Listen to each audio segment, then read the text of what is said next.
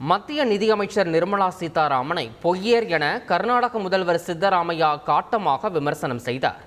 மைசூருவில் செய்தியாளர்களிடம் பேசிய சித்தராமையா, மேல்பத்ரா திட்டத்திற்கு 5300 கோடி ரூபாய் வழங்கப்படும் என கடந்த பட்ஜெட்டில் நிர்மலா சீதாராமன் அறிவித்தார்.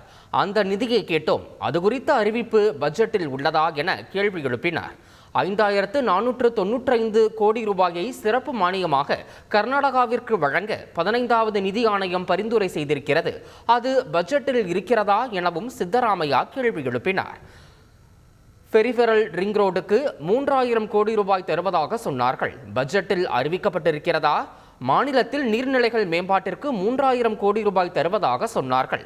அது பட்ஜெட்டில் உள்ளதா என கேள்வியை எழுப்பிய சித்தராமையா, பட்ஜெட்டில் ஆந்திரா மற்றும் பீகாருக்குத்தான் மானியம் வழங்கப்பட்டுள்ளது என்றார். கர்நாடக ராஜ்யசபா எம்பியாக இருக்கும் நிர்மலா சீதாராமன் கடந்த முறையும் பொய்யைத்தான் சொன்னார், இப்போதும் பொய்யைத்தான் சொல்கிறார் என சித்தராமையா விமர்சித்தார். செய்திகளை உடனுக்குடன் தெரிந்து கொள்ள உடனே சப்ஸ்கிரைப் பண்ணுங்க.